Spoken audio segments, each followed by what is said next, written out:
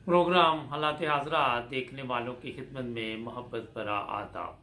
नाज़रीन, आज आपको मैं बताऊंगा कि पहले ये पीडीएम वाले कहते थे कि इमरान खान हमारे साथ बातचीत नहीं करता, और अब इमरान खान जब कहता है कि मेरे साथ बातचीत करो, तो क्या हुआ इनके दरमियान।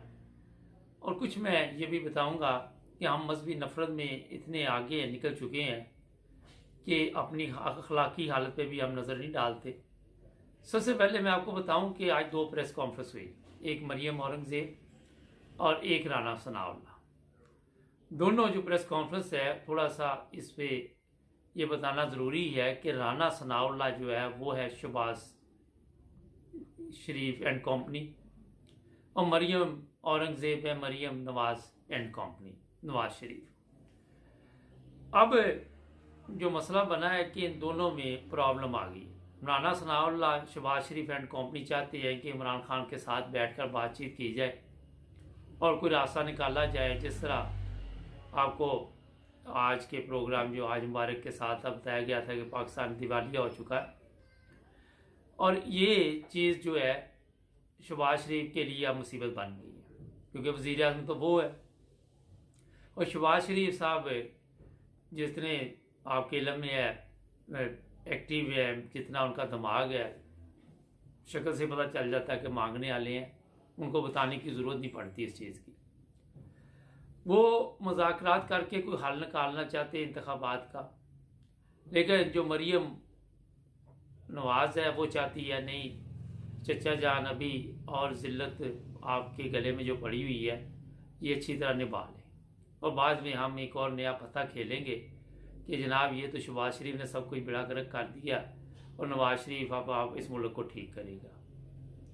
यानी कि तरीका वारदात जो इन्होंने ढूंढा हुआ है, आपस में ये बताया जा रहा है कि इनमें इख्तलाफात है, लेकिन मेरा नहीं ख्याल कि ये इख्तलाफात सिर्फ बैरूनी तौर पर लोगों को नज़र आ रहे हैं, मीडिया शोर डालना शुरू कर देता है, अंदर से ये दोनों एक है। इन्होंने बकायदा तौर पर एक प्लानिंग की हुई है कि मैं ये प्रेस कॉन्फ्रेंस करूँगा, आपने ये करनी है, ताकि कल को अगर पाकिस्तान जिस तरह बताया जा रहा है कि दिवालिया हो रहा है और ख़त्म हो रही गेम, इस तरफ लोग जो बैरून मुल्क हैं, ये नई रिपोर्ट आई है कि वो पैसे भी नहीं भेज रहे, पैसे भेजने बंद कर दिए उन्होंने, क्योंकि जैसे जैसे ये खबरें फैल रही हैं कि पाकिस्तान में जो लोग अभी इसमें इस परेशानी में भी हैं जिन्होंने बैंकों में पैसे जमा करवाए हुए हैं, उनके लिए भी एक बहुत बड़ी परेशानी आने वाली है।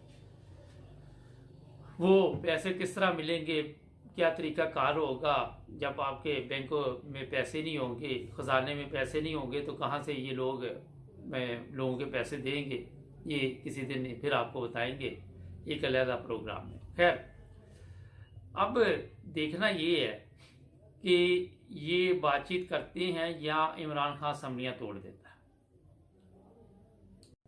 अगर इमरान खान असम्बलियाँ तोड़ देता है तो फ़र्ज़ करें अगले 24 घंटे 48 घंटे में असम्बलियाँ तोड़ दी जाती हैं, तो नवाज शरीफ वापस नहीं फिर जाएगा, नवाज शरीफ फिर यहीं बैठा रहेगा। जो गेम चाहते इनके जो पीडीएम वाले हैं, उनमें जो नून लीग शामिल है, नवाज शरीफ एंड कंपनी के किसी तरह नवाज शरीफ वापस आ जाए, इसके मुकदमा ख़त्म हो जाएं और ये बिल्कुल क्लीन होके इंतखाबात में हिस्सा ले। अगर असम्बलियाँ तोड़ दी जाती है तो नवाज शरीफ वापस से जो आना उसने तैयारी की हुई है, अभी तक लंदन पुलिस की तरफ से भी कुछ इस तरह की अभी खबरें मिल रही हैं, तो वो अगर वापस नहीं आता तो नून लीग की सियासत जो है उसका बिल्कुल वो कहते हैं मिलिया मेट हो जाएगा। जो मैं देख रहा हूँ वो यही है कि इमरान खान असम्बलियाँ तोड़ देगा, ये लोग बातचीत नहीं करेंगे। बातचीत ऐसे नहीं करेंगे कि पीडीएम में 12-13 चोरों की जमातें हैं, और जब चोरों को इकट्ठा बैठाना है ना, पहले तो इकट्ठा बैठाया था कि इनकी बचत तो हो रही थी, अब इनकी मौत वाक़या होनी है, अब हर एक ने कहना मैं बच जाऊँ। अब ये इकट्ठे नहीं बैठ रहे, अब इनके इकट्ठे बैठने के लिए प्रॉब्लम बनी हुई है। जरदारी क्या कहता है और दूसरे लोग क्या कहते हैं, अभी इस पे ये मीटिंग वगैरह कर रहे हैं इनके राब्ते हैं। फजल रहमान वैसे ही जलीलो ख्वार हो गया, वो जो बयानात उसने दिए उससे PDM के लोगों में भी गुस्सा पाया गया। ज़ाहिर उनके घर में भी चले, ये खुद तो बगैरत है ही हैं, कोई ख़वातीन भी घरों में बैठी हुई इज्जतदार इनके साथ जो शादियां करके मुसीबत में पड़ी हुई हैं, उन्होंने शायद इनको गैरत दिलाई हो कि यार तुम तो शर्म करो, ये मौलवी के पीछे लग के तुम पाकिस्तान की ख़वातीन के मतलब जो बयान दे रहा है वो मुनासिब नहीं है अल्फाज उसके। और ये फजल रहमान भी अब बाहर निकलेगा तो गंदे अंडे और जूते इसका इंतज़ार कर रही है। पक्की रिपोर्ट है मेरे पास, क्योंकि ख़वातीन ने ये और मर्दों ने भी ये इरादा किया हुआ कि इसकी ज़रा ना, वो जिस तरह नवाज शरीफ को जूता नहीं पड़ा था इस तरह उसे तो एक पड़ा था, इसे मेरे ख्याल ज़्यादा पड़ेंगे, हो सकता है सेंचुरी हो जाए, कोई देखती आने वाले दिनों में क्या होता है। और ये नहीं कि इसको पढ़ेंगे, बाजा साहब कोई जूते पढ़ेंगे, वो भी बाहर नहीं निकल रहे, वो भी डरे हुए अंदर बैठे हुए हैं, सोच रहे कि मैं जाऊं बाहर या ना जाऊं। और जो काम जिन्होंने किए हुए हैं, अभी जो कराची में एक साहब गए हैं, जब वो पेंशन पे जाएंगे तो उनको भी यही उनके साथ भी सलूक होगा। ये वर्दी आप देखें तो ये जब तक इनके लिबास जो वर्दी मिली हुई थी उसी की वैल्यू थी, जब वर्दी उतार दी तो कुत्ते जितनी इज्जत नहीं रहती फिर ऐसे लोगों की जो गद्दार होते हैं। कुत्ते की ज़्यादा इज्जत होती है मेरा ख्याल है, जिन लोगों ने सही कुत्ते घर में रखे होते हैं वो उसका ज़्यादा ख्याल रखते हैं। और ऐसे बंदे जो हो सकता है कल को इसकी औलाद भी से कि भी मिट्टी डालो चले जाओ घर से, आपने क्या की वजह से हम भी जलीलो ख्वार हो गए और ज़हनी तौर पे डिप्रेशन में, फिर बीमार, फिर देखेंगे क्या बनता है। खैर ये लंबी बहस छिड़ गई। अब देखना ये है कि ये जो अपना बातचीत इमरान खान के साथ ये करेंगी या नहीं करेंगे, जिस तरह मैंने आपको बताया कि ये बातचीत नहीं करेंगी, असम्बलियाँ तोड़ दी जाएंगी। और जब असम्बलियाँ तोड़ दी जाएंगी तो फिर इलेक्शन कमीशन को चीफ ऑफ आर्मी स्टाफ ये या चीफ जस्टिस के ज़रिए कराया जाएगा या कोई ऐसा आर्डर जारी अदालत से करवाया जाएगा कि आप जनाब अब इंतखाबात की तरफ चलें, क्योंकि 500 से ज़्यादा सीटें जो है उस पर अब लोग मौजूद नहीं है और टोटल इतनी तादाद है। और जब 2/3 अक्सरियत असम्बलियों से निकल गई, असम्बलियाँ ही नहीं है तो आप किस चीज़ के लिए बैठे हुए, क्या आपका फिर इधर मकसद क्या है। ये देखे कि पाकिस्तान में इस वक्त जो हालत बनी हुई है इसकी सिर्फ इमरान खान को फिक्र है कि किसी तरह इंतखाबात करवा के सारे सिस्टम को चेंज किया जाए। इनको कोई फिक्र नहीं, इनकी सेहत पे कोई असर नहीं इस चीज़ का पड़ रहा कि जनाब क्या होने वाला है, क्या हो सकता है, मुल्क दिवालिया हो सकता है, नहीं हो सकता, कोई इससे फ़र्क नहीं पड़ रहा। नाज़रीन, मैं थोड़ा सा आज इस प्रोग्राम लाते आज़ा में ये बताना चाहता हूँ कि सोशल मीडिया में मैं देखता हूँ कि मुख्तलिफ लोगों पे ऐसे इल्ज़ाम लगाए जाते हैं कि जी फ़लाँ इनका फ़िरके से तल्लुक़ है, फ़लाँ मज़हब से तल्लुक़ है, वो मुझे भी वीडियो लोग भेजते हैं। मैं सिर्फ ये बताना चाहता हूँ कि जिन लोगों पर इल्ज़ाम लगा रहे हैं वो लोग अपने मुल्क से के साथ मुखलिस हैं, उन पर ये इल्ज़ाम आपको जचता नहीं है। और अगर दूसरी तरफ आप देखें तो आपके जितने भी लोग हैं सबसे ज़्यादा नुकसान वो पाकिस्तान को दे रहे हैं। उसमें आपके मजहबी रहनुमा भी जिनको आप बोलते हैं फजल रहमान, वो इतने गिर जाते हैं लोग कि ना उन्हें किसी की इज्जत का ख्याल रहता है, ना किसी की उनको ये होता है कि मेरी इज्जत होगी, क्योंकि उन लोगों की वैसे ही इज्जत माशरे में नहीं है। लोग उनको जानते हैं कि इनका किरदार क्या है, इनके बड़ों का किरदार क्या है। और हमारी बदकिस्मती ये समझ लें पाकिस्तानी कौम की कि हम फौरी तौर पर दूसरे लोगों के ऊपर तीर चलाना शुरू कर देते हैं और मज़हब का सहारा लेना शुरू कर देते हैं। मेरा हाल ये मुनासिब नहीं है। पाकिस्तान जब बना था तो वहाँ पे ये मज़हब वाला कोई ड्रामा नहीं था। मज़हब आपका ज़ाती मसला था, आपने किस मज़हब के तहत ज़िंदगी गुजारनी है ये आपने फ़ैसला करना है। हमने पाकिस्तान में ये बड़ा एक नया जो सिस्टम चलाया हुआ है कि अपने मज़हब के मुताबिक हम चलते नहीं और दूसरे मज़हब की हमें फ़िक्र होती है। इसलिए इस मजहबी नफरत को हमें ख़त्म करना होगा। पाकिस्तान में अगर आप बात करें आइन की, कानून की, तो ऐसे कवानीन भी ख़त्म करने होंगे जो इससे मजहबी नफरत भी पैदा होती है और इंसानी हकूक़ भी है जो हैं उनका भी उसमें मेरा ख्याल है कि काफ़ी पमाल हो रही है और काफ़ी उससे नुकसान हो रहा है इंसानी हकूक़ को भी। इस तरह के तमाम कवानीन पाकिस्तान में जब तक आप नहीं ख़त्म करेंगे, ना आपको आइन की समझ आएगी, ना आपको कानून की समझ आएगी। अब जिन लोगों को आप कहते हैं इन्होंने कवानीन बनाए या इनके बड़ों ने बनाए, इनकी हालत आप देख रहे, इनकी खुद आप इज्जत नहीं करते। आप इनके बड़ों के बनाए हुए कवानीन की इज्जत कैसे कर सकते हैं? उनका कैसे एहतराम कर सकते, उनको कैसे मान सकते जब आप इनको नहीं मानते? पता आपको ये सब हरामखोर इकट्ठे हुए हैं। तो थोड़ी सी गहराई में जाएं, थोड़ा सा सोचें, गौर करें इस चीज़ पर। फौरी तौर पर मजहबी नफरत की तरफ ना आए। मेरा ख्याल है कि इस मजहबी नफरत ने ही आज पाकिस्तान को यहाँ तक पहुँचा दिया है कि आपको मज़हब भी नज़र नहीं आता और भी कोई चीज़ वहाँ पे नज़र नहीं आती, ना जमहूरियत नज़र आती है, ना अखलाकियात नज़र आती है। तो ये चंद चीज़ें मैंने आपको बता दी हैं, लेकिन अगले 48 घंटों में शायद इमरान खान असम्बलियाँ तोड़ दे, लेकिन मेरा ख्याल है वो कोशिश करेगा कि अभी इनको थोड़ा टाइम दे ताकि ये सोच लें, मगर इनके साथ मुआहदा नहीं होगा किसी किस्म का, ये भी आप लिख लें। अब प्रोग्राम देखते हैं आज मुबारक के साथ, जिसमें अपने अब्दुल क़य्यूम साहब स्वीडन से हमारा साथ देंगे, और आज मुबारक के साथ जुड़े रहे हमारे साथ। चलते हैं। अस्सलाम प्रोग्राम आज पाकिस्तान के साथ। राना सनाउल्लाह से ये सवाल किया गया कि अगर इमरान खान असम्बलियाँ तोड़ देते हैं तो आप क्या करेंगे? तो जवाब ज़रा सुने, क्या कहते हैं? करवाएंगे। पंजाब में भी सारे में करवाएंगे और केपी में भी। पंजाब असम्बली का इलेक्शन करवाएंगे, केपी के असम्बली का करवाएंगे, और ये भी फिर एक हिंदुस्तान है ना, वहाँ पे नेशनल इलेक्शन जो है वो कभी उसकी डेट और होती है और ये थोड़ा सा मैंने इसलिए सुनवाया आपको कि हिंदुस्तान की मिसाल दी जा रही। ये जनाब राना सनाउल्लाह साहब बता रहे हैं कि हिंदुस्तान में किस तरह इलेक्शन होते हैं। तो राना सनाउल्लाह से बंदा पूछे कि हिंदुस्तान में जिस तरह आप जराइम में पेश अफराद गवर्नमेंट में बैठे हुए हैं, वो वहाँ तक नहीं पहुँचते। उनके जितने भी लोग हैं उन पर ये इल्ज़ामात नहीं है कि उन्होंने अरबों रुपये पाकिस्तान के खाए हैं। उनका वज़ीर आज़म जो है, जो 3 दफ़ा उसका वज़ीर आज़म हो, वो वहाँ का कोई हॉस्पिटल भी नहीं बना सका, और वो खुद इलाज करवाने के लिए लंदन आया हुआ है और ठीक ही नहीं हो रहा, क्योंकि बगैरती का कोई इलाज नहीं है कहीं पे भी। आपको मैं ये बता दूँ, ज़ाहिर है लंदन चले जाए, अमेरिका चले जाए, जहाँ मर्जी चले जाए। ये मिसाल ऐसे देते हैं हिंदुस्तान की जैसे जनाब यहाँ पे आप हिंदुस्तान की तरह तरक्की कर रहे हैं।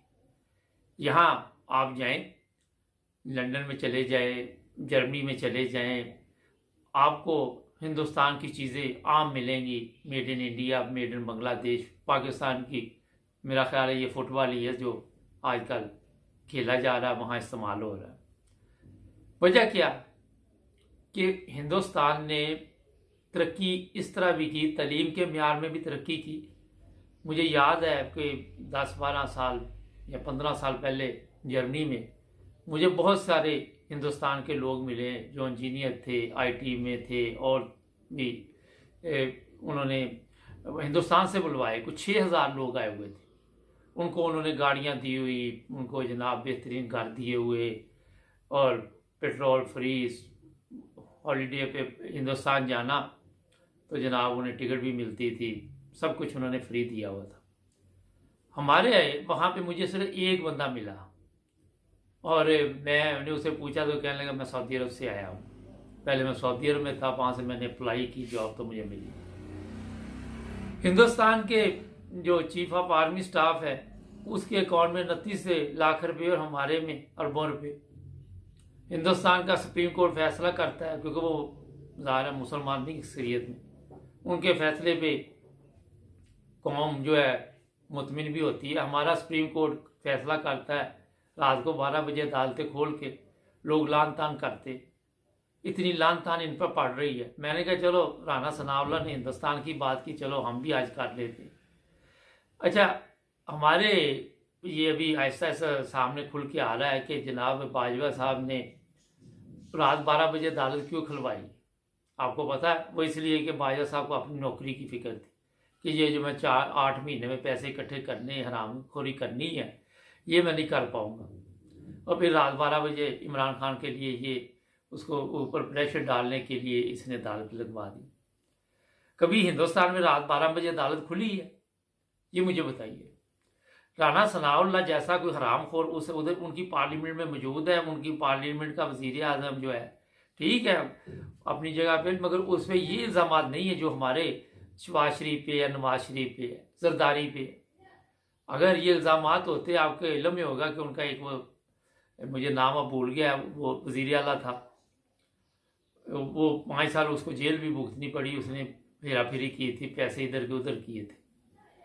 तो जनाब हिंदुस्तान की अदालतें आपकी अदालतों से 1000 दर्जे बेहतर है। हिंदुस्तान पाकिस्तान से 1000 दर्जे बेहतर रंग में तरक्की कर रहा है। अब ये नहीं कि हर बात में हम ये कह दें कि वो हमारा दुश्मन मुल्क है तो वो तरक्की नहीं कर रहा। इंटरनेशनल लेवल पे हिंदुस्तान की इज्जत देखे, अपनी इज्जत देखे। मैं मुख्तलिफ ममालिक में फिरता रहता हूँ, आजकल भी कहीं गया हूँ, लोग हिंदुस्तान को जानते, पाकिस्तान को जानते ही नहीं इतना, सिर्फ इस वजह से जानते हैं कि वहाँ की सियासत ठीक नहीं है। मुझे परसों भी एक बंदा मिला, अरबी था, तो जब उससे बातचीत हुई तो यही हुआ कि आपकी सियासत का बेड़ा गर्क हुआ है। हिंदुस्तान या बांग्लादेश हमसे क्यों आगे गुजर गए? बांग्लादेश बाद में आज़ाद हुआ पाकिस्तान से, और फिर आज देख ले यहाँ पे आप लंदन में जो लोग रहते हैं, प्राइमार्क जाए, ये जो जितने भी सस्ते स्टोर हैं या महंगे स्टोर हैं, वहाँ पे आपको बांग्लादेश की चीज़ें क्यों मिलती हैं? सबसे बड़ा एक मसला है हमारी कौम का। ये नहीं कि हुक्मरान जो है वो अपना चोर डाकू है, कौम भी ऐसी ही है। आप बिजनेस करके देख ले पाकिस्तान से, एक दफ़ा ठीक चीज़ भेजेंगे, मैंने खुद करके देखा हुआ है 10-15 साल पहले, दूसरी दफ़ा बेड़ा गर्क करके भेज देंगे, दिखाएंगे कुछ, भेजेंगे कुछ।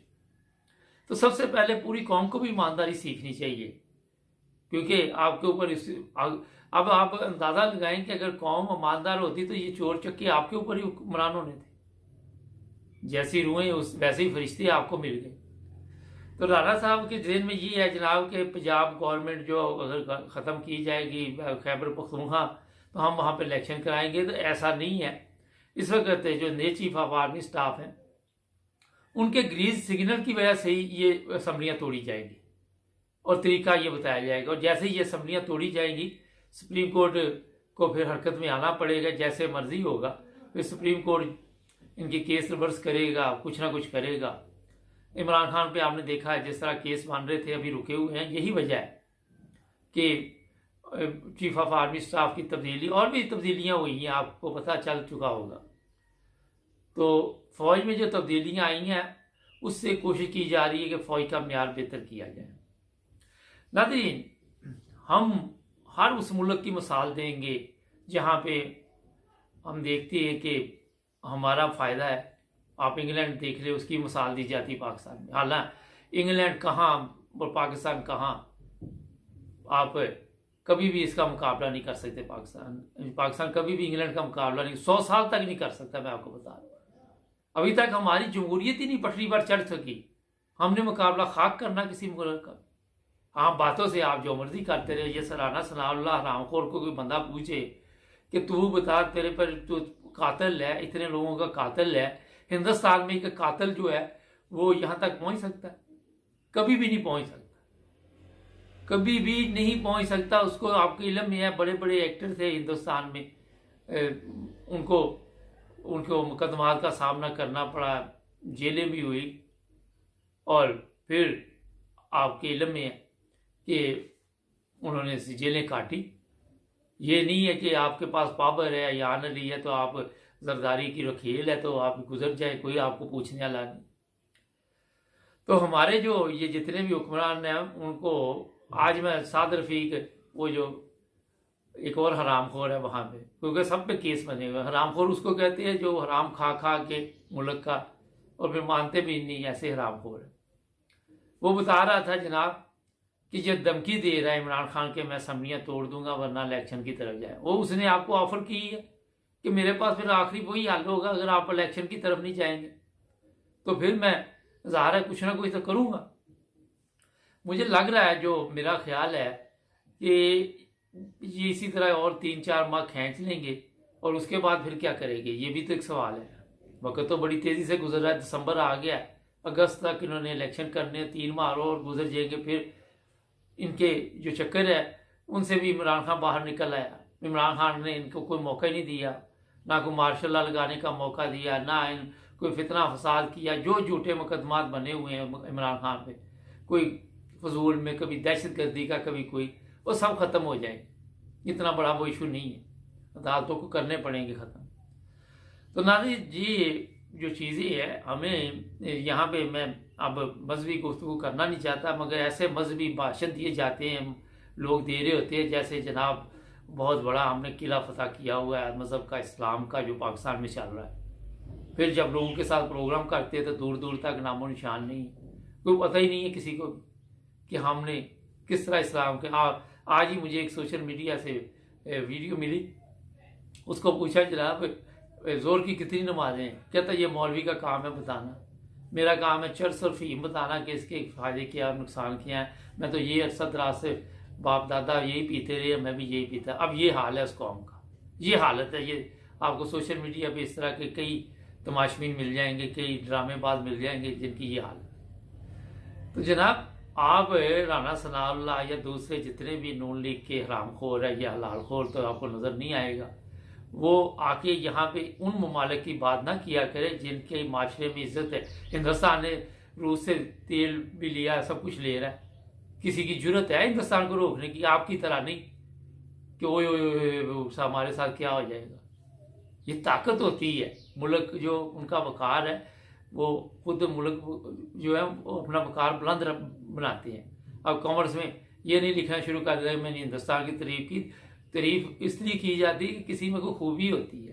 हमारे चैनल को सब्सक्राइब कर जुड़े रहे, हमारे साथ मिलेंगे नए प्रोग्राम में। अपना ख्याल रखें, अल्लाह। अस्सलाम वालेकुम नाज़रीन, प्रोग्राम आज मुबारक के साथ। आज एक दोस्त मुझे कहने लगे कि ये जो आप प्रोग्राम करते हैं इस पर बड़ी तैयारी करते होंगे। मैंने कहा यार मैं तो कभी तैयारी नहीं करता, इतनी बस हालात पे नज़र होती है। और कहने लगे जिन लोगों के साथ प्रोग्राम करते हैं फिर उनसे आप पहले को मशवरा करते। मैंने कहा वो भी हम नहीं करते, ऐसे ही लाइन पे ले लेते हैं। आज अब्दुल क़य्यूम साहब हमारे साथ होंगे। पाकिस्तान में जनाब तीन चार चीज़ें ऐसी हैं जिन पे बात की जाएगी। एक तो उसमें है कि पाकिस्तान में डॉलर गायब हो गया। जब से इसहाक डार आया, बड़े दावे किए थे जनाब हम मुल्क को बचा लेंगे। जनरल बाजवा के मतलब एक अहम बात आपको बताएंगे। और पंजाब गवर्नमेंट अगर ख़त्म होती है तो फिर क्या होगा। अस्सलाम वालेकुम सर। जी वालेकुम अस्सलाम मुबारक साहब। सर वही बात हुई जो आपने कही थी कि ये ड्रामा कर रहे हैं, जाली तौर पे ये सिस्टम को चलाने की कोशिश कर रहे हैं। अब डॉलर गायब हो चुका है, डार साहब आप बांगे दे रहे हैं कि मुझे समझ नहीं आ रही। मुबारक साहब, हमने कई प्रोग्राम किए और आप लोगों के प्रोग्राम यकीन करें हमारे प्रोग्राम लोगों ने बहुत पसंद भी किए जी। ये जो बंदा था, ये हमने बोला था एक डाकू लंदन से वापस आया है। हाँ जी। ये डाकू हैं सारे। एक्चुअली पाकिस्तान के अंदर चूंकि रूल ऑफ लॉ नहीं है और आपके अदारे इन डाकुओं के साथ मिल गए हैं, और आपकी आर्मी का चीफ भी आपको पता है जो आखिरी 3 साल करता रहा, तो मुल्क तो नहीं चलते ना। मुल्क चलाने के लिए उनको एक क़यादत चाहिए होती है जो नहायत जानतदार, मेहनती, लायक लोग, उसमें कोई किसी मजहब फिरके का नाम ना लें कि ये फलां फिरके का बंदा है, ये फलां का है, ये फलां का है। पाकिस्तानी काबल, दयानतदार, वफादार मुल्क के लोगों को लिया जाता आज, तो पाकिस्तान कभी इस डगर पे ना आता। पाकिस्तान हकीकत में, मैं खुद कल एक यूएसए का प्रोग्राम के अंदर डिस्कशन छोटी सी सुन रहा था। उनका पाकिस्तान ऑलरेडी दिवालिया हो चुका है और उसका सबूत अभी आपने दिया है। ये जो आपने दिया ये सबूत है। पाकिस्तान दिवालिया हो चुका है, कई अरसे से हो चुका है। ये उसको वो कहते हैं वो जैसे कहते हैं पोचा मारना, ऊपर से मिट्टी का वो मार के तो जो गंदगी छुपा रहे थे। तो ये कैसे होगा भाई? पाकिस्तान नहीं चल रहा। ये डाकू हैं सारे, ये लातों के भूत बातों से नहीं मानते। ये लातों के भूत थे जिनको ये एक तबके ने हमारे ऊपर ठोसा हुआ है। और इसका इलाज एक ही है कि इनको फौरन इमीडिएटली इनको उठा के बाहर फेंका जाए, इनको अरेस्ट किया जाए, इनको जेलों में डाला जाए। और मुबारक साहब, हमने बात ये बहुत दफा दोहराई, जब तक आप इनकी प्रॉपर्टीज जब्त नहीं करेंगे, इनके पैसे, इनके प्रॉपर्टीज, इनकी फैक्ट्रीज, इनकी सब कुछ जब्त नहीं करेंगे। ये अकेला बंदा नहीं है जरदारी, उसका पूरा टोला है, गैंग ऑफ थीव्स। ये लौरिये जो है अकेले बंदे नहीं है, 2 भाई, इसके बहुत बड़ी एक टीम है। और इसी तरह कराची वाले जो कातिल हैं उनकी टीम है, इनको सबको ये पाकिस्तान के दुश्मन है। बड़ी क्लियर बात है, इनको अरेस्ट किया जाए, इनकी जायदादें जब्त की जाए और इनको फांसी दी जाए। ये एलिमिनेट नहीं करेंगे गंदगी तो पाकिस्तान नहीं चलने वाला। सर एक चीज बताइए, ये रोजाना आके बैठ जाते हैं, प्रेस कॉन्फ्रेंस करते हैं, साद रफीक, राना सनाउल्लाह, मरियम शरीम, इनके पास कोई मुल्क चलाने का प्रोग्राम है वैसे? ये तो आए थे ना, ये तो देखो ना, राना सनाउल्लाह कातिल है, बहुत बड़ा कातिल है। हमारा हम और आप नहीं बोल रहे, ये पाकिस्तान का मीडिया बोल रहा है किसने कम से कम 20 बंदे कत्ल कराए पाकिस्तान के अंदर। उसकी शक्ल देखें पहले आप, वो एक गुंडा लगता है। असल गुंडे जो होते हैं, डाकू जो होते हैं, डाके मारते थे पाकिस्तान के अंदर रात को, उसकी शक्ल वो है। और इसी तरह वो जो और उसने एक हायर की हुई है, एक औरत हायर की हुई है, एक मरियम, उसका पता नहीं क्या नाम है, उसको हायर किया, वो उसको पैसे देते हैं, तूने टीवी के ऊपर बकना है और ये बकना है, पैसे वो ले रही है, जिधर जाता है साथ बैठा के ले जाते हैं। तो जब ऐसे लोग एक स्टेट जिसकी 22 करोड़ आबादी है और उसमें बड़े बड़े काबिल लोग बैठे हुए हैं, पढ़े लिखे लोग बैठे हैं, इज्जत वाले लोग बैठे हैं, मुल्क के वफादार लोग बैठे हुए, उनको नजदीक नहीं आने दे रहे। और सबसे बड़ी बात है कि जजेस आपके बिके हुए हैं, जजेस बड़े बड़े फैसले कर सकते हैं, इसी जो प्रोसेस को स्टॉप कर सकते हैं। स्टॉप इलेक्शन करवाओ, ये मुल्क नहीं चल रहा, ये सुप्रीम कोर्ट कर सकती है, उसकी पावर है, नहीं कर रहे। आपकी आर्मी के जनरल जो यहाँ पे करता रहा, इनके साथ मिला हुआ था, उसकी जो हालत हो गई है। हम ये एक्सपेक्ट करते हैं कि नया chief of army staff Pakistan के वफादार बनकर पाकिस्तान के मफाद में फैसले करवाएगा। वो खुद तो नहीं कर सकता, लेकिन ये जो लोग गुंडे बैठे हुए हैं, इनका एक ही इलाज है मुबारक साहब, इनको पकड़ लिया जाए, फौरन पकड़ लिया जाए। और ये सब जैली लोग हैं, ये सब गुंडे लोग हैं, सब मनी लॉन्डर्स हैं, सब कातिल हैं, सब मुल्क के दुश्मन हैं, सब पता नहीं क्या क्या इनके ऊपर इल्जाम है, ये डाकू है। इनको पकड़ लिया जाए, बस इनकी जायदादें जब्त करें तो आप देखें इनका हालत क्या होती है। इनको हार्ट अटैक हो जाएंगे, मारने की जरूरत नहीं पड़ेगी, इनको खुद ही हार्ट अटैक हो जाएंगे। चूंकि इन्होंने 75 साल हमारे मुल्क को लूटा है, इसलिए इनका एक ही इलाज है बस, जो अभी हम बात कर रहे हैं। अच्छा सर, ये आपने बाजवा की बात की, कमर जावेद बाजवा की, बहुत बड़ी खबर हमारे पास है कि वो बाहर नहीं निकल रहा और इस वक्त उसको ये मुसीबत पड़ी हुई कि अगर मैं बाहर निकलूंगा तो लोग मुझे मारेंगे या मेरे पे आवाज़ें लगाएंगे या चोर चोर कहेंगे या हरामखोर कहेंगे, कोई इस तरह के अल्फाज, पता नहीं इससे भी सख्त अल्फाज इस्तेमाल करें। तो ये तो कहता है मैंने खिदमत की है, पता नहीं कितने साल, 45 साल पता नहीं कौम की खिदमत की। खिदमत करने वालों का ये अंजाम होता है। देखिए ना मुबारक साहब, इंसान क्या चीज है, जो अमल करता है उसका सिला अल्लाह ताला ने फरमाया कि हम मुसलमान है। देखें ना, आप मुसलमान है, मैं मुसलमान हूँ, हमारा ईमान है, हम कुरान पढ़ते हैं, अल्लाह के ऊपर हमारा पक्का एतकाद है, ईमान है, सब कुछ। जो इंसान इस दुनिया में अमल करता है उसकी सजा दुनिया में पहले मिलती है। अगर आप ये सोचें कि मैं सारी जिंदगी चोर करता हूँ, या मैं ये सोचूं कि चोर चक्के सब करते रहो फिर इसके मयाशी भी करते रहो, दुनिया के अंदर पहले उसका मुंह काला किया जाता है। और वो अल्लाह ताला करता है, किस तरीके से करता है, उसके अमलों की वजह से। 45 साल अगर तूने सर्विस की है तो 6 साल तो चीफ ऑफ आर्मी स्टाफ जो बनाया गया उसकी बात करो, पुराने तो किसी के नीचे रह के नौकरी की है ना, ऊपर उसका कोई कमांडर होगा, उससे ऊपर कोई कमांडर होगा, वो तो जो हुक्म देता था वो मानता गया। अभी 6 साल जब इसको अपनी पावर मिली, जो इसने मुल्क के साथ किया, लोगों के साथ किया, और डाकू उठा के उनको सल्तनत दे दी गई, पाकिस्तान जैसा मुल्क जिसके पास दुनिया की अल्लाह ताला नेमत दी हुई है, आज वो भूखा नंगा मजबूर कदम कदम पे वो उधार लेने वाला मुल्क बन गया है। तो क्या तुमने खिदमत की है भाई? वो आपकी सही बात है। देखिए वो कहते हैं कि इसको वेलफेयर जो डिनर होता है, as a chief of army staff 6 साल रहा है, तो जब जाता है तो उसको जीएचक्यू वाले बहुत बड़ा डिनर देते हैं, इसको नहीं दिया गया। कैसे नहीं दिया गया, किसने नहीं दिया? इसकी पोजीशन की वजह से कि शायद जनरल अभी बोल पड़े कि तुमने हमारे साथ बड़ी ज्यादतियां की हैं, फौज के साथ ज्यादतियां की हैं, मुल्क के साथ ज्यादतियां की हैं, जर्नलिज्म के साथ ज्यादतियां की हैं, इकानमी के साथ ज्यादतियां की हैं। और सियासतदानों को, इमरान जैसा बंदा जो चाहे कुछ भी था, वो कम से कम हम इसको एक पॉइंट दे सकते हैं कि वो देनादार था, उसने 1 रुपया पाकिस्तान का नहीं खाया, उसको उठा के बाहर फेंकवा दिया। तो ये सब चीजें थी, उसको ये थोड़ी शर्मसारी है, ये बहुत बड़ी शर्मसारी है कि उसको खाना नहीं दिया गया। दूसरा, आखिरी टाइम के ऊपर अगर आपने नोट किया हो तो जब ये स्टेक किसने हैंड ओवर की और खुद चल के गया और नए चीफ ऑफ आर्मी स्टाफ को जाके इसने गले लगाने की कोशिश की, लेकिन उसने इसको गले नहीं लगाया था। इसने जबरदस्ती जाके हाथ ऊपर उसके रखे। वो बहुत क्लियर कट नफरत थी नए चीफ ऑफ आर्मी स्टाफ के अंदर कि इस बंदे ने हमारे साथ क्या किया है।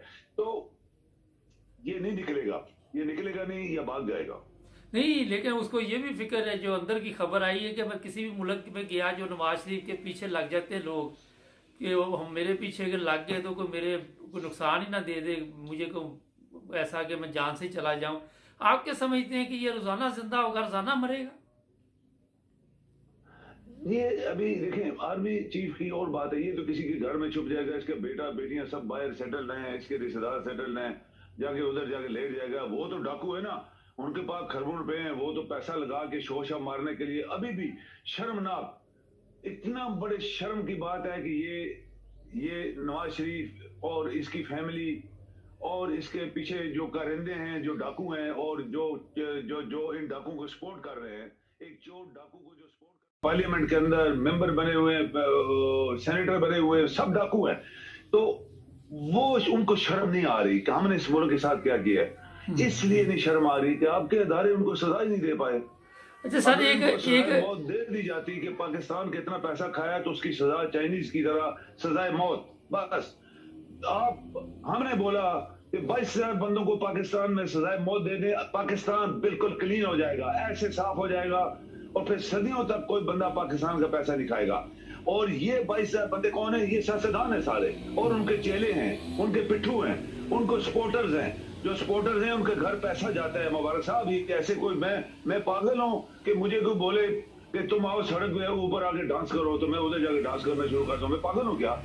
मेरे पास, मैं अपनी रोजी कमाने के लिए रात दिन मेहनत करके खाऊंगा के बजाय से इनको पैसा देते हैं। जैसे एमक्यू वाले पैसा देते थे लोगों को, 12 बजे फलां पुल के ऊपर आ जाओ तो वहां पे 10 लाख बंदा बैठा होता था, उनको पैसा मिलता था। पैसा कहां से? पाकिस्तान के अदारों में वो नौकरियां करते थे, काम नहीं करते थे, और तनख्वाहें उनको मुफ्त मिलती थी। ये सब कुछ मुबारक साहब हमारे सामने हुआ, सब कुछ पाकिस्तान के साथ हुआ। लेकिन ये अभी इमरान को क्यों नहीं आने दे रहे, क्यों इलेक्शन नहीं करवा रहे? उनको पता है कि ये आ गया तो फिर ये नया प्रोसेस शुरू हो जाएगा, और इमरान को के लिए बहुत बड़ा चैलेंज है। जब भी हुकूमत में आए, वो आएगा जरूर। ये तमाम जो इन्होंने केसेस अपने माफ कराए उसको सारा खत्म कर दिया जाए, नैब को दोबारा रिफ्रेश किया जाए उसी तरह जिस तरह पहले था, और इन तमाम डाकुओं को जो इन्होंने पैसा लूटा है वो पैसा वापस लाए। इस दफा एग्रेसिवली करे, पहली दफा ये बहुत शराफत से इनके साथ पेश आ रहा था। सर, एक बड़ा इशू बन गया। कल एक औरत सोशल मीडिया पे, अब मैं नाम नहीं लूंगा, उसकी एक वीडियो बनाई गई, वो बड़ी गंदी वीडियो है। वो कहती कि ये 2 नंबर तरीके से तैयार करके तो उसकी बेटी को भिजवाई गई। आप क्या समझती हैं कि ये दूसरी तरफ फजल रहमान है, वो खवातीन के बारे में क्या आपने भी सुना होगा, ये मुझे बताइए कि ये किस तरफ हम चले कि हम इतने गिर चुके हैं कि वीडियो के अलावा हमारे पास कोई चीजें बची नहीं अब। ये कौम जब मुबारक साहब जैसे देखे ना, जब अल्लाह ताला की लानत बरसी है ना, तो वो कौम मरदूद हो जाती है। मरदूद, अल्लाह ताला ने शैतान को क्या बोला था? तू मरदूद हो गया है, निकल जाए यहाँ से। ये वो कौम अभी बन गई है। फजलू जो है वो फजल रहमान, अल्लाह देखिए अल्लाह का नाम रहमान आता है साथ, तो इसको तो मैं कभी भी रहमान नहीं बोलूंगा। ये फजलू है, ये डाकू है, ये बदयानत शख्स है, ये लानती है, ये शैतान है। हर वो चीज जो एक इंसान में नहीं होती उसके अंदर मौजूद है। इसलिए कि इन्होंने 75 साल गरीबों को बेवकूफ बना के, उनके बच्चों को घर से उठा के अपना नौकर बना के वहां पे सिर्फ रोटी देता था और अपने काम कराता रहा, और उनको टेररिस्ट बनाता रहा। ये टेररिस्ट जितने आपके मुल्क में, मुबारक साहब, ये जितने टेररिस्ट आपके मुल्क में रोज आज फिर मारना शुरू हो गए, ये फजल रहमान की पैदावार है। फजल रहमान पाकिस्तान का सबसे बड़ा टेररिस्ट है। इसको आपके इदारे क्यों नहीं पकड़ पाए? ये नलायकी की बात होती है ना कि आपको पता हो ये चोर है गांव में, तो अगर उसको बंदा ना बोले तू चोर है तो इसका मतलब नलायक है, डर गए। तो ये सबसे बड़ा डाकू है, ये सबसे बड़ा टेररिस्ट है। इसने सारे तालिबान पैदा किए, आधे उधर भिजवा दिए, आधे इधर भिजवा दिए। और ये इसकी दाढ़ी देखो, इसकी शक्ल देखो, इब्लीस है, शक्ल से इब्लीस लगता है। इसको पकड़ा जाए, इसको इंटेरोगेट किया जाए, उसके तमाम बंदे जो इसने फौज बनाई उसको अरेस्ट किया जाए, और इस बंदे को तो फांसी अलग दी जाए। ये बंदा अगर आपने काबू कर लिया और इसके पीछे जो फॉलोअर्स हैं, जो इसके चेले हैं, जो इसके मरीज बने हुए हैं, वो टेररिस्ट हैं सारे, तो पाकिस्तान की बीमारियां हैं बेशुमार। मुबारक साहब उसको कैसे चुनेंगे? 1 2 3 4 5 कैसे चुन के निकालेंगे?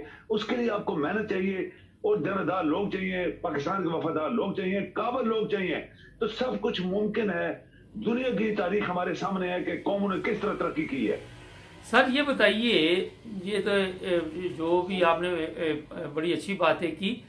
हम जब इदारों की बात करते हैं तो सबसे ज़्यादा तो हमारा ताकतवर इदारा फौज है।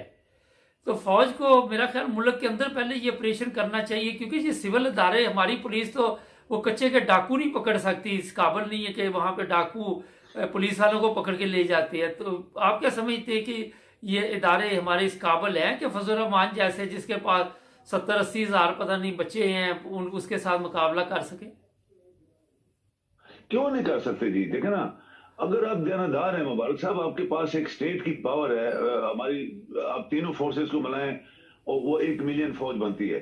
तो अब अगर 1 मिलियन फौज जिनके पास दुनिया की हर चीज मौजूद है, अगर वो चाहे कि इस मुल्क की गंदगी हमने साफ करनी है तो 6 महीने लगेंगे। आप बड़े बड़े लोग आपके सामने हैं जिन्होंने पैसा चोरी किया हुआ है, जो डाकू हैं, लुटेरे हैं, कातल है, मनी लॉन्डर हैं और पता नहीं क्या क्या, वो आपके सामने चेहरे सामने फिर रहे, घूम रहे हैं, हुकूमत में बैठे, उनको पकड़ लें, आप उनकी जायदादें जब्त करें। आप देखें सबको हार्ट अटैक हो जाएंगे। इनका पैसा बैंक के अंदर है, इनकी कोठियां, इनके बंगले, इनकी फैक्ट्रियां, इनकी जमीन है, इनके बड़े हर शहर में बड़े बड़े बंगले और दुनिया के अंदर इनको अरेस्ट कर लें। आप देखें कैसे ये सीधे नहीं होते, सीधे हो जाएंगे मिनटों के अंदर। लेकिन कौन करेगा? वो कोई तो चाहिए ना बंदा आपको जो मुल्क का वफादार हो, जो मुल्क के लिए काम करे। तो सब कुछ हो सकता है, ये कोई मुश्किल काम नहीं है। आप चाइनीज देखें मुबारक साहब, दुनिया की एक जिंदा मिसाल जो अभी प्रेजेंट इस तारीख में है कि वो चाइनीज हैं, जिनको हम कहते थे ग्रां खार चाइनीज, यानी शराबी चाइनीज, फीम खाने वाले चाइनीज। हमसे भी 2 साल पीछे आजाद हुए था, दुनिया की नंबर 1 ताकत बन गई है। कैसे बन गई है? क्या अल्लाह ताला ने उनकी मदद की है, फरिश्तों ने की है, या पीरों ने की है? पाकिस्तान के जो तस्वीरें चलाते हैं और मासूम बच्चे किसने लूटते हैं? नहीं, उन्होंने खुद मेहनत की है और इतनी मेहनत की है कि आज दुनिया कांप रही है उनकी ताकत को सोच के। तो इंसान थे ना। अगर आप भी करना चाहें मुबारक साहब, हर चीज मुमकिन है, एवरीथिंग इज पॉसिबल। ये पाकिस्तान साफ शफाफ क्लीन हो सकता है, लेकिन कोई तो उठे ना। अगर आर्मी नहीं अच्छा सर, ये आखिर में बताइए, आखिर पे जजेस भी आपके बिके हुए हैं सारे। आखिर में ये बताइए, ये पंजाब गवर्नमेंट अगर ख़त्म कर दे तो राना सनाउल्लाह कहता है जी हम सिर्फ पंजाब में इलेक्शन कराएंगे, खैबर पख्तूनख्वा में कराएंगे। आप इस बारे में क्या कहेंगे? देखिए, ये तो इनकी बातें आप ना सुने। ये वो गंदगी का, वो कहते हैं गटर का, वो ये गटर के वो मुंह है कि गटर का जब ऊपर से ढक्कन उठाओ तो जो गंदगी आती है इनके मुंह से निकलती है। ये गंदे लोग हैं, ये बकवास करते हैं, ये झूठ बोलते हैं, ये इनके अंदर फतूर है। ये नहीं चाहते कि पाकिस्तान तरक्की करे। वो चाहते हैं हमारी हुकूमत जिसके ऊपर हमारा कब्जा है, पाकिस्तान की बंगले, कोठियां, कारें, पैसा, और मुल्क कंगाल हो गया है। आपको खुद पता है, हमने कई प्रोग्रामों में बहुत पहले जिक्र किया था कि पाकिस्तान कंगाल हो गया, पाकिस्तान कंगाल हो गया। और इनको क्या परवाह है? इन्होंने अपने केस माफ करा लिए, पासपोर्ट के ऊपर वीजे लगे होंगे, ये भाग जाएंगे सारे लोग। अपने जहाज जो मलक रियाज जो इन्होंने एक एजेंट रखा हुआ है, उसी जहाज में बैठेंगे 300 400 600 बंदा और रात को अचानक गायब हो जाएंगे।